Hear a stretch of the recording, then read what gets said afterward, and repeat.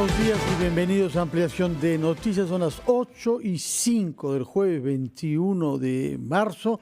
Comenzamos nuestro programa como cada día con Patricia del Río. Buenos días, Patricia. Buenos días, Fernando. Josefina, ¿cómo estás? Y con Josefina Tauson, un día importante. Hay una sesión del Pleno que, entre otros puntos, debe ver la interpelación al ministro de Justicia. Pero hay que destacar también que en las últimas horas hemos tomado conocimiento de varios nuevos feminicidios en el Perú. Se ha encontrado durante la noche en un cerro del Agustino el cuerpo de una mujer y hechos similares en varios puntos de nuestra geografía. Las cifras son alarmantes y esto constituye uno de los grandes desafíos institucionales y morales de nuestro país. Por otra parte, hoy es el Día Mundial de la lucha contra la discriminación racial, jornada instaurada por la ONU el año 66, que en nuestro país es naturalmente organizada por el Ministerio de Cultura. Encuestas recientes muestran que una amplia mayoría de peruanos cree que hay mucho racismo en nuestro país, pero nadie cree que él es racista. Es siempre el otro. Increíble, ¿no? Hay dos cosas ahí curiosas. La gente no se siente racista y los discriminados no se sienten discriminados. La falta de identificación del problema es probablemente el peor enemigo de su solución. Teniendo en la mente estos dos temas de fondo, feminicidio y racismo, vamos a hablar sobre cosas de coyuntura que tienen que ver con nuestra reforma política. Y esto porque la comisión nombrada por el presidente de la República y presidida por el doctor Fernando Tuesta presentó hace unos días su informe ante el Ejecutivo, que lo considera un insumo para las propuestas legislativas que deben ser presentadas ante el Congreso.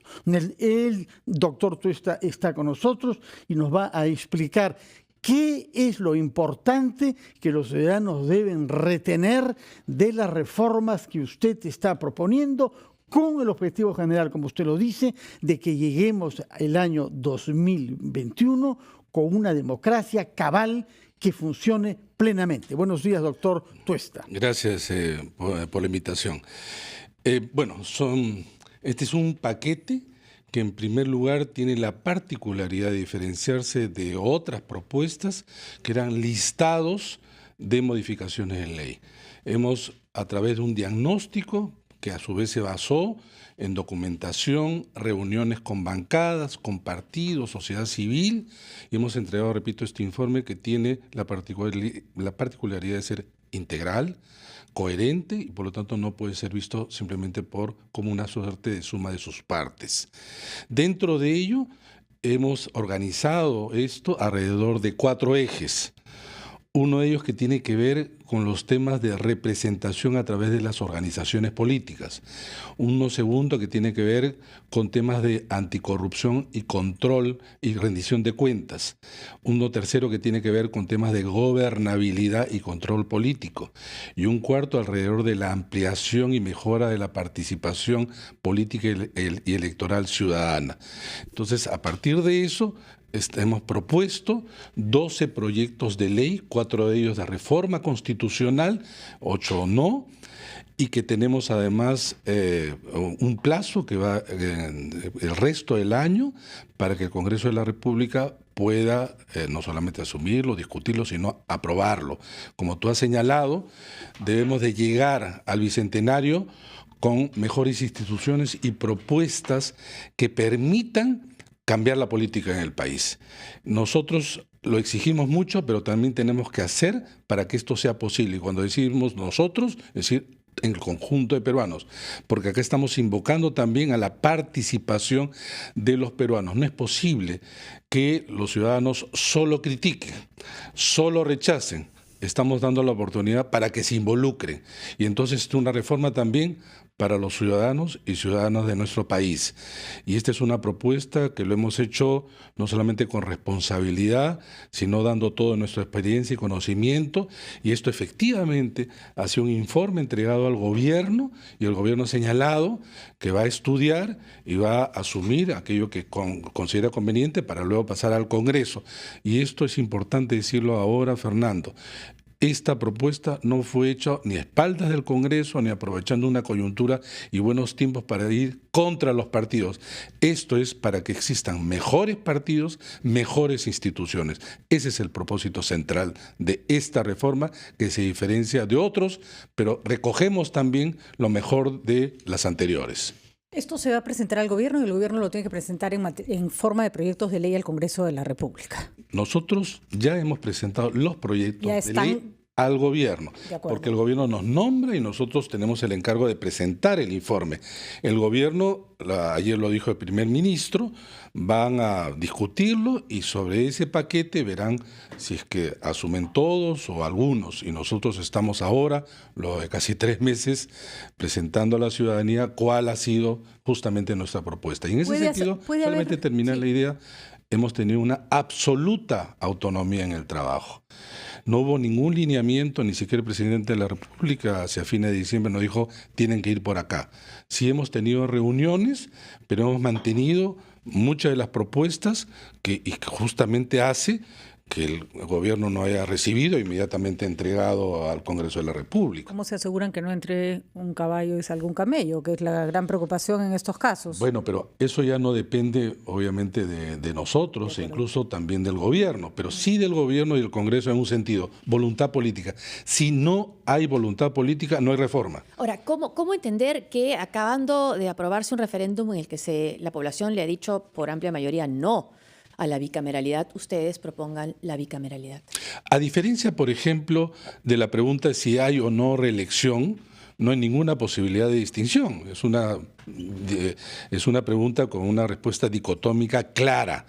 En el caso de la bicameralidad estamos hablando de un modelo, de un diseño. Al que le dijo no la población. Le dijo no a un diseño, a un modelo. ¿Cuál era ese modelo? Era un modelo que tenía lo siguiente: la posibilidad que se abría de reelección, pese a que la otra pregunta decía no reelección, porque recordarán ustedes que el cifrado era sacar. 2, además artículos que justamente hicieron que el propio presidente de la República luego se distanciara de su propuesta. Entonces, ¿cómo va a tomar él este proyecto presentando nuevamente? Bueno, nosotros lo estamos sustentando en el proyecto de ley correspondiente y diciendo lo siguiente: este modelo se distingue de aquello que fue presentado a la ciudadanía, y 2, incluso mejorado el que fue presentado por el Ejecutivo.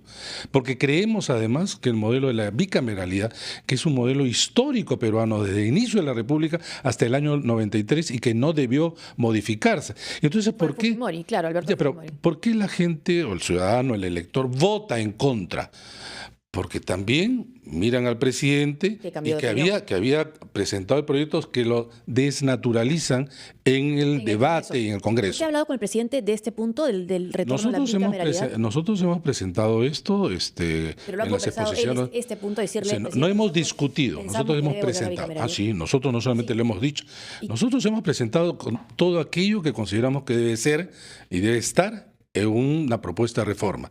Para el presidente o para el Ejecutivo, ¿hay algo sorpresa en este informe? Si bien han tenido autonomía, ¿se sabía más o menos cuáles eran los puntos que estaban trabajando? Un poco en la línea de lo que... Sí, evidentemente tampoco no era pues una caja de sorpresa. Lo que sí ha existido, y creo traducir por lo menos en las impresiones y en las preguntas, era sorpresa en el sentido debo decir, que cosas que gustaban mucho. En general, creo que el día de ayer, en las presentaciones y quienes han leído por lo menos el resumen ejecutivo han dicho, acá hay cosas interesantes. Ahora, no se le dijo que no estrictamente a la bicameralidad, sino se le dijo no a la bicameralidad en la forma en que había sido planteada, porque se le había contrabandeado el tema de la cuestión de confianza, razón por la cual el presidente dio marcha atrás después de haberla aprobado. Así es. Y lo que también preocupaba a la población era el hecho de que se usara una suerte de saltimbanquis la bicameralidad para que los mismos congresistas saltaran de una cámara a otra. Eso. ¿Cómo se ha resuelto ese aspecto? Muy simple en realidad. Nosotros estamos incorporando un artículo que señala claramente lo siguiente. No hay manera de interpretarlo. aquellos parlamentarios que fueron elegidos en 2016, bajo ninguna circunstancia pueden ser reelegidos en el 2021. Se acabó. Si eso hubiera sido incorporado en el modelo anterior, no habría ningún problema. En segundo lugar, estamos reafirmando lo siguiente, porque hay el temor del crecimiento del presupuesto del Congreso ante situaciones de ahora. Y decimos, el presupuesto del Congreso no será mayor al 0.45% del presupuesto nacional de la República. Es decir, este porcentaje de hoy. O sea, si se quiere crecer, será sobre la base del presupuesto de ahora. Y entonces, ¿qué tiene que haber? Mejor gestión en el Parlamento, mejor uso de los recursos públicos. Y van a tener que hacerlo. Vamos a ir a una pausa, señor Tuesta, y seguiremos luego con la entrevista a propósito del informe que usted ha presentado al Ejecutivo de reforma política en nuestro país.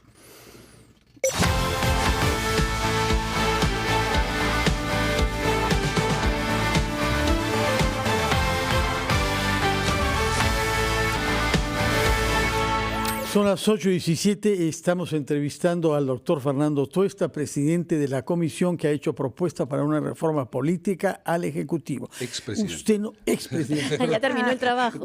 Veo sumamente preciso. Usted nos ha dicho que hay que ver esto como una reforma global y no separar algunos aspectos. Sin embargo, hay algunos aspectos que son los que más llaman la atención. Ya ha sido evocado uno de ellos, el establecimiento de una nueva Cámara. Pero hay otro aspecto que importa enormemente y hoy con motivo del Pleno, que es la manera como la reforma política contribuirá también a la lucha contra la corrupción, porque ustedes hacen notar que el financiamiento de los partidos políticos es la brecha por donde entra plata negra a nuestro sistema político. ¿Qué es lo que propone respecto de eso? Justamente a partir del tema de integridad de la propuesta, la partida de nacimiento, los partidos, ¿cómo se inscriben? A partir de eso se diferencia mucho. Hoy día hay 24 partidos inscritos legalmente, de los cuales solamente 6 tienen representación en el Congreso. Hay 187 movimientos regionales, sin embargo hay 71 que no tienen ni siquiera un concejal distrital. Y entonces, ¿qué hacen muchos de estos partidos? No todos van a servir mañana más tarde de vientres de alquiler. Se mercantiliza la política, se abre el camino a la corrupción, al transfugismo. Y entonces decimos, la partida de nacimiento, un montón de firmas. Y uno dice, bueno, 24 partidos lograron realmente conseguir firmas. ¿Cuántos tienen representación en el Congreso? Y por un lado, y por otro lado, siquiera después los votos. Y entonces decimos, las firmas, en este momento no demuestra nada. 2, es foco de corrupción.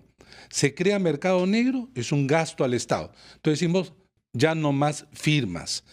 En segundo lugar, vamos a militantes. Estamos pidiendo que los partidos tengan al menos el número de militantes suficientes para colocar candidaturas en todo el territorio nacional. Es lo mínimo que puede pedir un partido. Ese más o menos 12.500 militantes y adherentes. Alrededor, ¿no? Va a cambiar, menos digamos, entre 10 y 15, claro. Una cifra mediana. Acá viene, entonces muchos van a decir, bueno, van a igual fraguar y van a poner 12.500 y entonces van a haber un montón de partidos porque no va a haber barrera de firmas, ¿no? Aquí viene el tema. Si tú colocas este número de adherentes, vas a tener un padrón, pero un padrón que nosotros exigimos a través de la propuesta que deba ser público, transparente, que sea continuo. Hoy día ustedes no pueden ver quiénes son los militantes de un partido.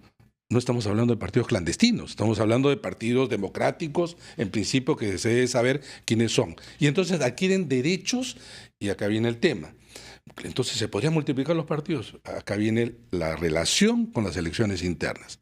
Las elecciones internas van a participar estos partidos, y si es que no logran convocar a que voten para sus elecciones internas un porcentaje de 1.5 de la última elección general, vale decir en pocos términos que cada militante lleve 20 a votar, ese partido, ese resultado no aplica para presentar candidaturas y se le retira la inscripción. Desaparecen varios partidos ahí, ¿eh? Esto se va a limpiar. La idea es limpiar. No, la idea no es que desaparezcan, la idea es que puedan pasar estas vallas que antes solamente se basaban los partidos en documentos, firmas, en movilizar. Solo un partido organizado, ¿no? Organizado y que tenga capacidad de movilización puede llevar gente. ¿Cómo se va a Queremos realidades, no si papeles. lo hacen desaparecer tan rápido? No, pues es que para la elección interna tienes que movilizar gente, tienes que hacer propaganda, tienes que invocar, pero además como van a ser elecciones internas, pero abiertas, van a ser elecciones simultáneas, van a ser una jornada donde además invocamos a los ciudadanos para que se incorporen y participen, porque el ciudadano ahora ¿Quién se invoca? distancia. ¿Invocamos quiénes serían? No, en general, en términos del informe, pero también va a ser elecciones obligatorias, como sucede ya en la tendencia en América Latina, como el caso de Uruguay y Argentina. En pocas palabras, y termino la idea, Patricia, el elector no puede seguir siendo un ausente y lejano de la política. Solamente critica, vota y al día siguiente dice esto no me gusta. Bueno, ahora tienes la oportunidad. Muy pocas Le damos la personas oportunidad. entienden lo que es una elección interna porque muy Así pocas es. personas participan. Así es. Me parece que ese punto merecería una explicación un poco mayor. Primero, ¿qué se escoge en una elección interna? Ya, ahí viene. Cada partido tiene el derecho de, dentro de sus militantes, y justamente tienen esos derechos no solamente de elegir y ser elegidos. Hay, por ejemplo, las elecciones del 2021. X partidos, dentro de la reglamentación del partido, dirá, bueno, va a haber candidatos a la presidencia, Senado y diputados. Se presentan X. Las elecciones de cada partido tienen que tener una condición, que las candidaturas y el voto será individual. Es decir, ingresar el voto preferencial adentro de estas internas y ya no afuera. Eliminan Y el voto por- preferencial, es otro punto también de ustedes, Sí, ¿no? pero lo incorporamos adentro. ¿Por qué? Porque si es que es por lista dentro de los partidos, o sea, compiten dentro de los partidos listas, ¿sabes lo que ocurre? Generalmente hay arreglos y te presentan listas únicas. ¿Y cómo hacer Es la- un Pero desincentivo. no termino un ratito porque me parece importante. Entonces, cuando van todas las personas a votar por las internas el mismo día en estas elecciones, ¿son obligatorias? Sí, son son obligatorias. obligatorias. Entonces, un primer voto antes del voto final. Claro, ¿no? esto, por ejemplo, si Que las va a elecciones permitir- son en abril, las elecciones internas serán en diciembre. Y aquellos partidos que logran superar un número convocado para estas elecciones son los que presentan definitivamente la lista que se ha constituido. Pero además, no es como ahora simplemente una referencia, es vinculante lo que nace de la elección. Hoy en día sale esta lista y luego ¿Qué- le cambias de lugar.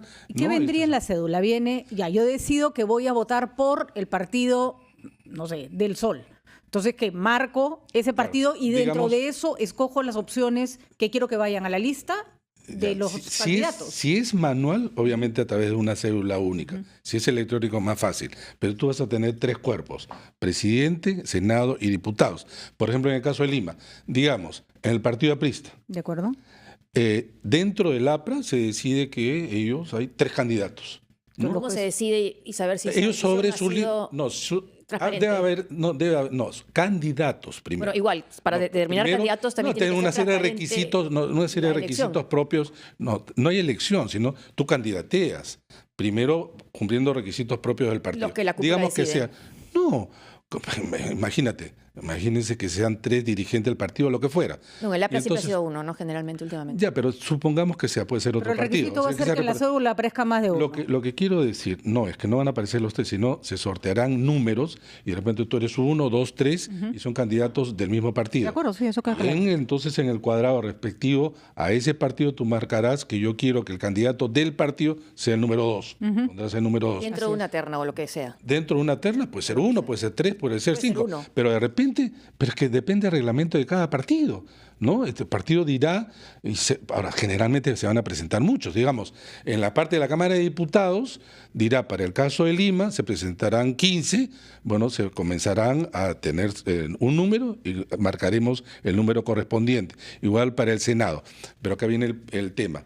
Una vez hecha esta elección en aquella jornada donde todos participamos, si es que mis listas de candidatos han sido votados por un porcentaje que es mínimo el 1.5 del número de electores de la última elección general, digamos 18 millones, esto quiere decir que mi elección o la parte concerniente a mi voto deben haber votado más o menos 250.000. 250.000 personas de un universo de votantes que es 18.000. además obligatorio, o sea que va a ir a votar un montón de Montón, así gente, es, así tiene que es. apoyar mi propuesta. Así, mis candidatos. ¿no? Eso, Hay que votar ese no necesariamente es el candidato que va a ganar en las elecciones, es el candidato que va a ir a las elecciones. Ese ese se partido. constituye la lista de cada partido y esto ya se presenta. Y hay multas si no se vota. Y hay multas si no se vota, es obligatorio. Es interesante porque va a ser una suerte como lo es en Estados Unidos Las y otros primarias países. en Estados Las Unidos. primarias son más o menos te marcan el terreno de qué va a pasar. Totalmente, ¿no? De qué va a pasar. totalmente. Sobre el- Esto sí es totalmente distinto. De acuerdo. Y además por varias razones. Porque las elecciones internas en el Perú se hacen mal. E incluso con la buena voluntad que pueden tener, ni siquiera tienen recursos. ¿Ustedes creen que un partido puede tener locales y mesas a nivel del territorio nacional? Y acá lo importante, Pero eso sí, lo va a hacer la OMPE. financiamiento. Eso lo va a hacer la OMPE. Ese punto es importante Ese es porque van a ser fundamental. 2 grandes elecciones y eso Así es un montón de plata. Así es. Sí, Es pero el doble presupuesto pero, prácticamente. Bueno, por un lado, la democracia cuesta. Cuando se invierte bien, entonces el costo es Antes una de que nos inversión. vence el tiempo que ya corre, nuestro sistema prevé que las elecciones presidenciales son el mismo día que las parlamentarias, con la primera vuelta. particularidad de que las parlamentarias se hacen solamente en la primera vuelta. Y hemos visto que eso tiene consecuencias a veces un poco cuestionables. ¿Qué proponen ustedes? Hemos propuesto para empezar entonces que en la primera vuelta, digamos el segundo domingo de abril de cada 5 años, se realiza la primera elección presidencial. Pero además ya se ha limpiado el terreno de partidos con capacidad de competencia. 5 domingos después, ahora ni siquiera hay fecha, 5 domingos después se realiza, si hubiera, segunda vuelta. Pero si no hubiera, porque ya gana alguien, digamos, superando el 50%, hay las elecciones parlamentarias. Y entonces el elector va a saber ya, de antemano, ¿Quién es el presidente o quiénes son los dos Si le candidatos. doy todo el poder o no. Así es. Y entonces van a poder invocar, si son dos, oye, el voto para mí o el voto para el otro. Una pregunta sobre la inmunidad, que es un punto muy cuestionado también. Ustedes la mantienen, pero determinan o proponen que sea la Corte Suprema la que levante la inmunidad Sí, no hay parlamentaria. sí. Ahora, con esa propuesta, entonces, por ejemplo, ¿el señor Donaire ya estaría fuera del Parlamento? Por supuesto. Por supuesto. Ahora, ¿es la inmunidad en general la que se puede levantar o la de arresto? La de arresto es la que en realidad el gran problema. Premian a los miembros de mesa también, ¿no? Bueno, esa es la otra parte. No más ley seca, Sí, no que más. es un absurdo del siglo XIX, porque en realidad lo que se prohíbe es la comercialización. Así es. absurdo. Ver Encuestas a la gente si se 24 emborracha y no 24 vota. horas, fundamental. Con eso, además, no solamente noticias falsas, sino encuestas falsas. Eso se va a eliminar de hecho. ¿El voto Pero- sigue siendo obligatorio? No, sí, sí, sin duda. Pero además queremos acercar, ¿saben qué? El voto a los ciudadanos. A los Por ejemplo, hospitales, por ejemplo. el voto de los peruanos en el extranjero, voto postal, en aquellos países donde obviamente el correo funciona.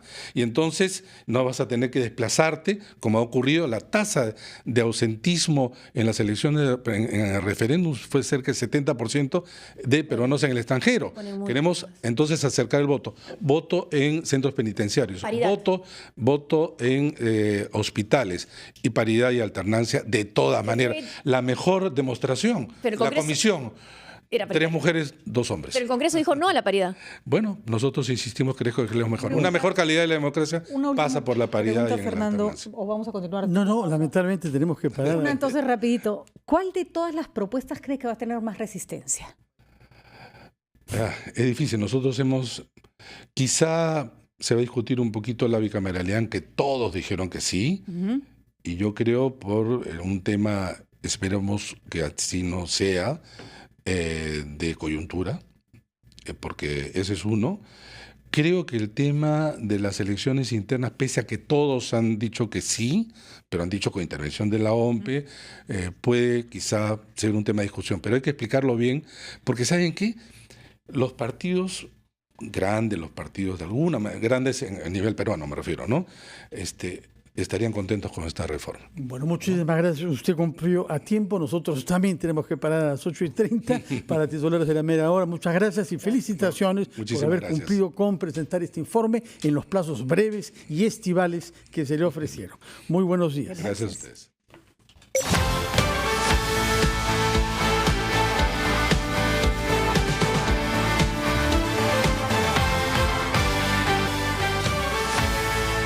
Ocho y 36 de la mañana recibimos ahora al congresista vocero de la bancada de Nuevo Perú, Richard Arce, representante por Apurímac, que de aquí parte a la Plaza Bolívar para participar en el pleno que tiene, entre otros temas, la interpelación, es decir, 21 preguntas al ministro de Justicia.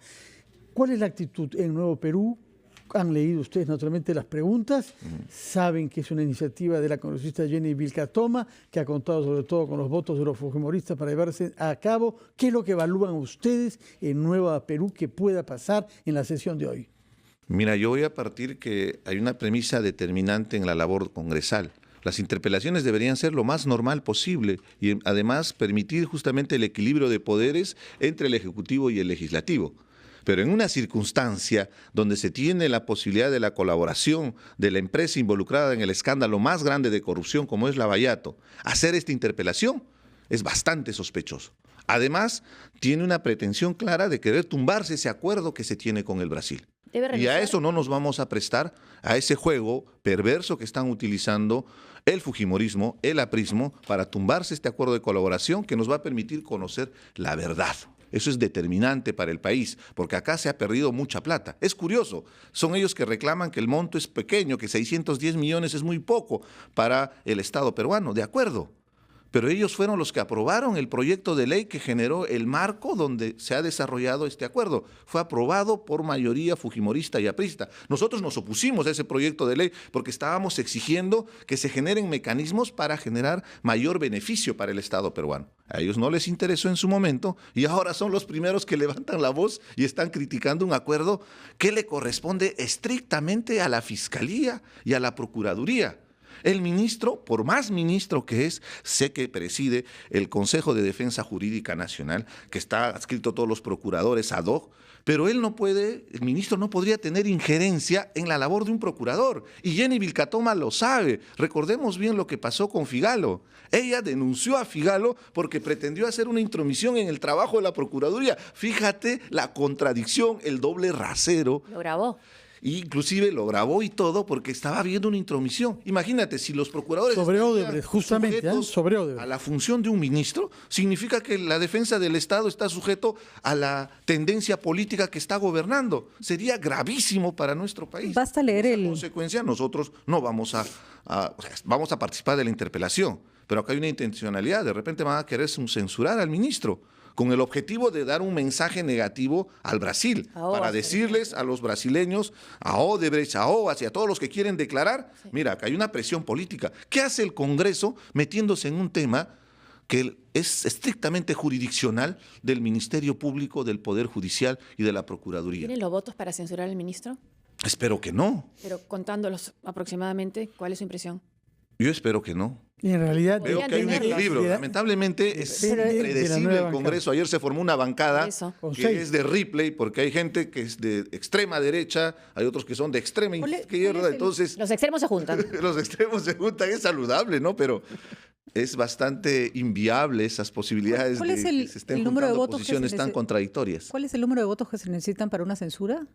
No es mayoría simple. O sea. No, mayoría simple, pero mayoría de los 100, bueno, somos 128, 129, porque hay uno, no, hay dos que están de 128 la mitad. La mitad, serían para la censura. 59. De acuerdo. La misma cantidad de votos que se necesitan para la derogatoria de la ley que sobre la cual se ha construido el acuerdo.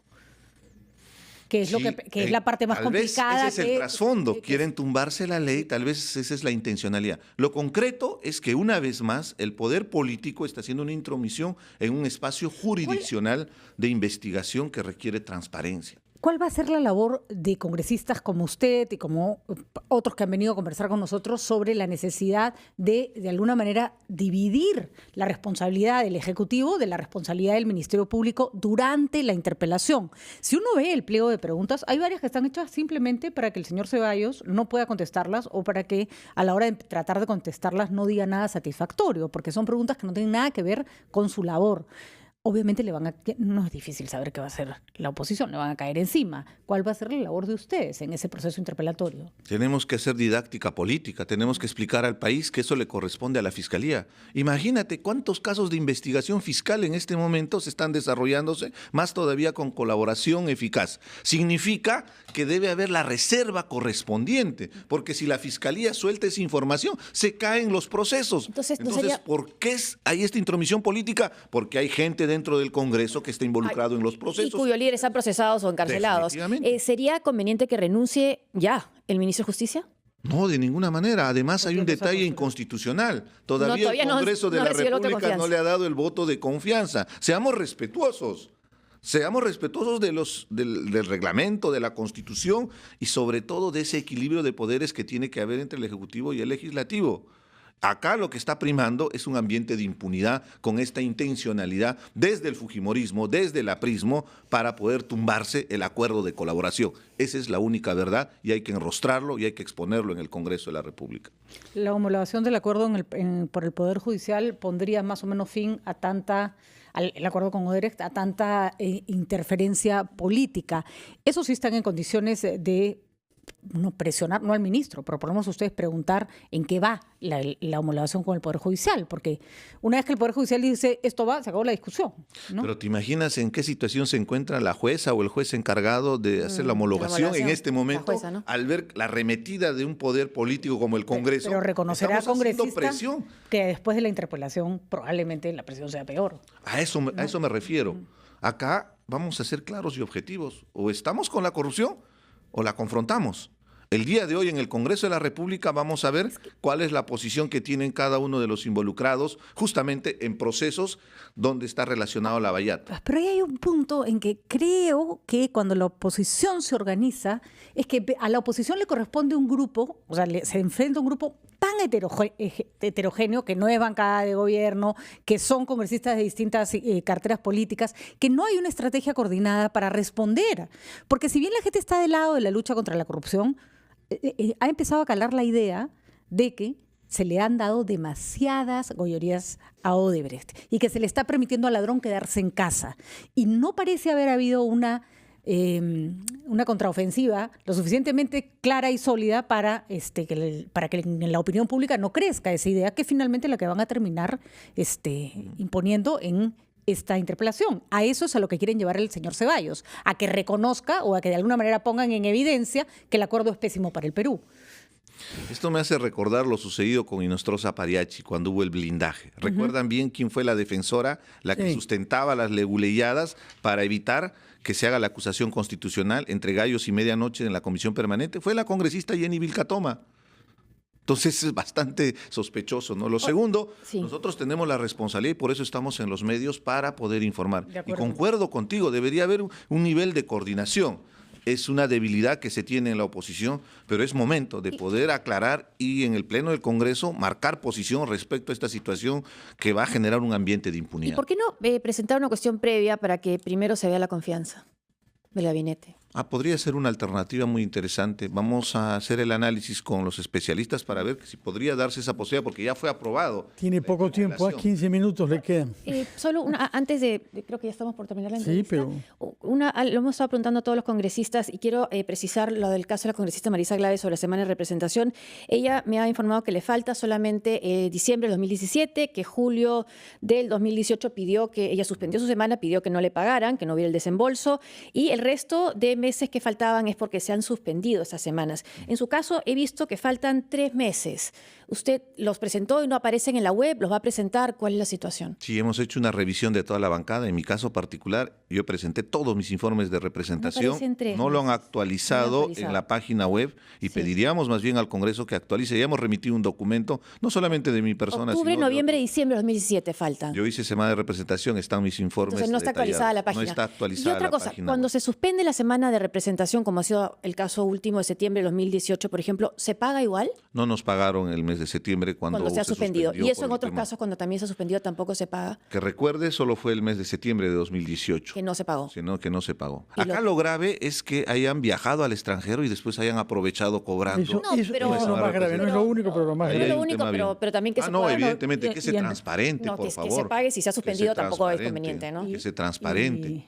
Y que se rinda cuentas cuando hay una asignación de viáticos para poder hacer nuestra actividad de representación. Lo que sí es determinante, y en eso quiero ser muy explícito, es que la semana de representación a los congresistas de provincia nos permite estar en nuestras regiones. Por supuesto. Viajar a mi región, no hay vuelos desde el mes de septiembre del año pasado. Entonces tenemos que viajar por tierra, porque LC fue sancionada y no hay ningún vuelo, porque antes había siquiera 3 vuelos a la semana. Tome a Purímac. cuidado que hay algunas Entonces, rutas fíjese las nacionales circunstancias. clausuradas. A No, eso vamos, ¿no? Bloqueadas. No hablaré hablaremos de eso ahora, pero hay un Tenemos que problema hablar de las bambas con también, las rutas. esperemos También, en por otro supuesto. y momento. con las rutas nacionales clausuradas. Señor Arce, no le quitamos más tiempo para que corra usted y participe. Esperemos que no escale el conflicto de las bambas. Yo terminaría Todos con eso. esperamos Espero que el eso. gobierno tome las precauciones y no es la represión policial la solución al conflicto. Nadie lo desea. Muchísimas gracias, señor Arce. Buenos días y que esté inspirado en la sesión del Pleno del Congreso de hoy. Hacemos una pausa y entrevistaremos después a la ministra del Medio Ambiente, puesto que hoy se celebra también el Día Internacional de los Bosques.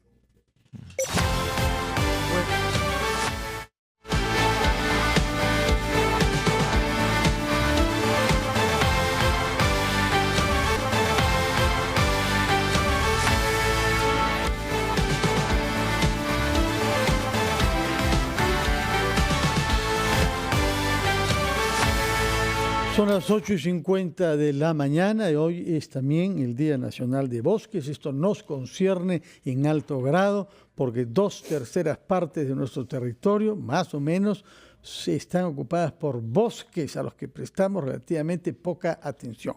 Hemos invitado a la ministra del Ambiente, la señora Lucía Ruiz, para que nos explique qué políticas están llevándose a cabo para evitar que continúe la deforestación por una parte, pero por otra parte, para que se aprovechen esos territorios, sobre todo acentuando nuestra capacidad de producción y exportación de madera.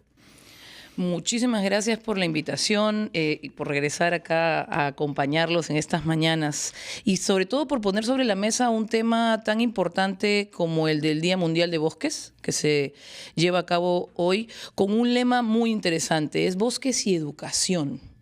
Y es que a algunos de nuestros oyentes debe estarle sonando raro lo que acabas de decir.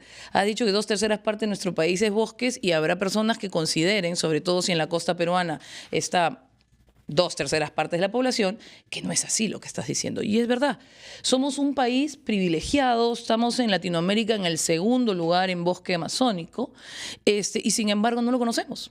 Así que queremos aprovechar este lema mundial de bosques y educación para que la gente conozca las bondades que tenemos y para algo más de lo que dijiste.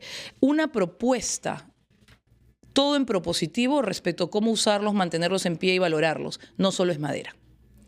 No solamente tenemos un potencial increíble en materia de exportación o materia de utilización de madera de nuestros bosques, sino que además es recursos no maderables. Es castaña, es huasaí, es un montón de productos que debemos valorar, camu camu.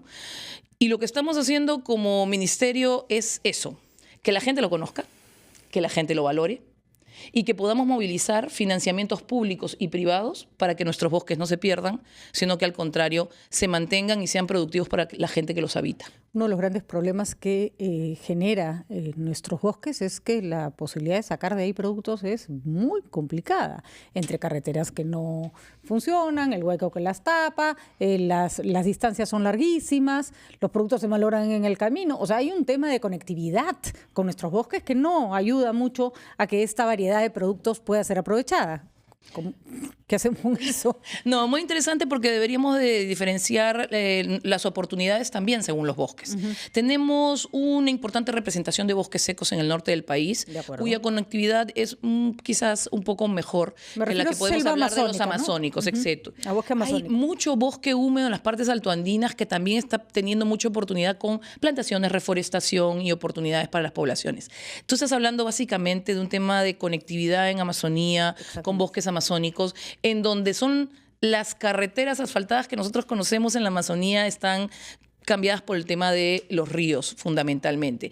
Y ahí, más allá que en la madera, porque el tema de madera podría ser trasladado y es tradicionalmente trasladado a través de chatas por los ríos, ahí el tema quizás en donde tenemos que poner mucho más esfuerzo como gobierno, y lo estamos haciendo con, por ejemplo, el Ministerio de la Producción y otros ministerios, es el tema de custodia en cadena de frío, por ejemplo, ¿no es cierto? Hay mucho producto en el bosque que no solamente es maderable o no maderable, sino también hidrobiológico, que podemos aprovechar, paiche, que podemos aprovechar camu camu, frutos que podemos aprovechar amazónicos, que a veces por la cadena de frío de la que tú estás hablando y la poca conectividad tienen más problemas para llegar a nuestros hogares y a las industrias. Hay zonas en el Perú donde no sé, el plátano se lo tienen que comer porque el lugar más cercano en Río son 2 días de viaje y además encima ese transporte es carísimo y no han llegado ni al primer tramo para poder transportar su mercadería, ¿no? Pero eso que estás diciendo es súper importante para también identificar qué productos pueden significar una oportunidad para esas comunidades alejadas y qué productos no. Por ejemplo, tú estás hablando de tratar de transportar durante 2 días un plátano que podría haberse perjudicado por la temperatura y el traslado, pero te puedo asegurar que son comunidades que tienen un potencial en sangre de grado y otros productos medicinales, por ejemplo, que no tendrían ese tipo de inconveniente para ser trasladados. Yo quiero comentarte que el Ministerio del Ambiente tiene un Programa Nacional de Conservación de Bosques que precisamente en estas comunidades amazónicas más alejadas está dando, por el servicio que ellos le dan al país de proteger los bosques en cientos o en algunos casos miles de hectáreas, una retribución que les permite generar algún tipo de actividad económica, pero como tú acabas de decir, acorde con el sitio en el que se encuentran, porque si te tratas de hacer actividades económicas que luego no tienen ningún sentido porque no tienen una cadena de mercado, entonces la verdad es que ahora, no tendría mucho sentido. Ministra, en este día también debemos recordar a, por ejemplo, Alfredo Braco o Edwin Chota, quienes murieron por defender a los bosques. ¿Cuál es la situación de sus casos y cómo evitar nuevas muertes en defensa de los bosques? Han habido muchas noticias, no solo en el Perú, sino a nivel internacional, que los defensores o conservacionistas se ven amenazados por manereros ilegales, por el narcotráfico y por muchas otras actividades ilegales. En el Perú, por ejemplo, las organizaciones indígenas tienen un proyecto en particular que se llama MDA Sahueto, Memoria Viva, precisamente porque estos héroes de la conservación, como pudieron ser Edwin Chota o Alfredo Braco, peleaban donde se debe pelear, que es en la Amazonía misma, y definitivamente a veces con su voz y con su palabra, porque no necesariamente se defendían con armas. Lo que necesitamos es tener una presencia interesante del Estado que les dé oportunidades a estas poblaciones. Lo que ocurre es que las investigaciones para identificar a las personas que hacen este tipo de delitos son realmente incomprensibles. Le cuento que no son los únicos mártires que tiene la Amazonía, porque también hay otro tipo de actividades ilegales que también generan lamentables muertes. Ministra Ruiz, otro tema crucial de su ministerio, que es responsabilidad pública, pero también de los ciudadanos, es el reciclaje. Todo el mundo quiere que se construyan sitios de reciclaje, cárceles y aeropuertos, pero no en sus circunscripciones. ¿Cuál es el plan para que dispongamos nosotros de sitios en donde los residuos sólidos no vayan a dar junto a los ríos y en zonas peligrosas de las laderas del Perú? ¿Sabe usted por qué a veces la gente no quiere que se construyan, entre comillas, rellenos sanitarios cerca de donde ellos viven? Porque la mirada que tenemos hoy es que no conocemos realmente cuál es un relleno sanitario bien manejado. Lo que vemos son botaderos. Lo que vemos son Villa María del Triunfo con toneladas de basura en las calles. La China, aquí en Chorrillos. ¿Quién podría querer tener eso cerca de su casa? Es una locura. Sin embargo, lo que tenemos que hacer es, en primer lugar, y eso es lo que estamos conversando todos los días con las municipalidades, en primer lugar, tener una agresiva campaña de segregación de residuos en casa. Hoy tenemos un aplicativo, lo traté de bajar ahorita para mostrárselos, pero mi internet estaba muy malo, pero estamos lanzando una campaña de En Casa Yo Reciclo, que con este nombre puede usted bajarlo en el teléfono. En Casa Yo Reciclo. En Casa Yo Reciclo. Y sirve de abanico, ¿no? Y sirve de abanico en estos tiempos de calor. En el aplicativo ustedes van a encontrar que depende de lo que quieran reciclar, van a poder saber cómo llegar y cuál es el sitio más cercano a su casa. Pero le cuento algo. Si reciclamos en casa, los municipios o quizás recicladores formalizados van a poder recoger todo aquello que se pueda reutilizar y por lo tanto meterlo nuevamente en una cadena comercial. Van a poder separar aquello que va a ir a compost, porque son materia orgánica que todavía podemos reutilizar. Los rellenos sanitarios van a tener cada vez menos cosas que recibir, y eso económicamente es un beneficio incluso para la municipalidad, porque lo que va a llegar al relleno sanitario, y ellos pagan por tonelada métrica que mandan al relleno sanitario, es muchísimo menos y podrá tener un ahorro ese municipio para cosas más beneficiosas para su población. Lo que pasa, ministra, es que no quiero ser aguafiestas, pero todo esto suena muy bien hasta que llegamos simplemente a una playa a las 6 de la tarde de un día domingo. O sea, no hablemos ya de reciclar. No tenemos ni siquiera la costumbre de echar la basura que hemos generado al basurero. Segregarla ya me parece como un nivel de sofisticación enorme para el que no estamos preparados culturalmente, porque no hemos tenido una cultura de limpieza, no hemos tenido una cultura de responsabilidad con nuestros propios recursos, y esto atraviesa todas las clases sociales, el ancho y largo del país. O sea, ahí necesitamos hacer algo más que poner carteles. ¿Qué se hace para cambiar una cultura que no protege el entorno en que vivimos? Gracias por el comentario. Seguramente es lamentable que no solo sea una playa a las 6 de la tarde. Probablemente si la marea está movida, puedes encontrar basura en la playa todos los días. Y en los parques y en donde uno vaya, Y ¿no? siempre escuchamos que es mejor no ensuciar que limpiar, ¿verdad? Efectivamente. Necesitamos una agresiva campaña de educación, y tú sabes que se lanzó en Casa Yo Reciclo precisamente ahora que comienzan las clases, porque creemos que nuestros grandes aliados son los niños. Estuve en un programa de radio en que me decían, sí, mi sobrino me jaló las orejas porque me dieron la bebida con una cañita, y le dijo, tío, ¿por qué la cañita? Pero ¿sabes qué? Yo confío perfectamente en que es la población. He estado en Yauyos hace 2 días, en un colegio en que los propios niños que reciben sus caliwarmas para el almuerzo, etcétera, hacen su compost, reciclan todo lo que le viene con caliwarma para hacer manualidades. Con el compost hacen sus verduras para poder complementar su alimentación. Entonces, ¿sabes qué? Yo creo que es una nueva generación. Dar el ejemplo en casa, dar el ejemplo en el colegio, dar el ejemplo en nuestro trabajo, dar el ejemplo en todos lados. Muchas gracias, ministra Lucía Ruiz, por usted. recordarnos que es el Día de los Bosques, que nuestro país tiene 66. Y mañana del agua. Y mañana del agua. Sobre el agua. Va a haber un nuevo directorio en Sedapal. ¿Tendría que tener alguna participación el Ministerio del Ambiente, por ejemplo? Oh, qué interesante. Mira, no lo había escuchado. Lo único que había escuchado es el interés de que hubiera una presencia de la Municipalidad de Lima, ¿no? Mira, más allá del tema del directorio, yo lo único que pido es que siempre sean gente muy capacitada y que la mirada sea integral, que es un poco lo que el jefe de la SUNAS ha estado reiterando en estos días, que no solo se mire junto al la alza fuente del agua, sino sin la parte de embargo. arriba. Muchas gracias, y sale acá con una nueva propuesta, entonces. Por favor. Reforzar su presencia en Sedapal. Muchísimas gracias y buenos días, y que celebre de la mejor manera posible, no sé cómo, el Día Nacional de los Bosques. Aprovechando sus bienes. 9:02. Que seguimos importando madera, ¿no? Sí.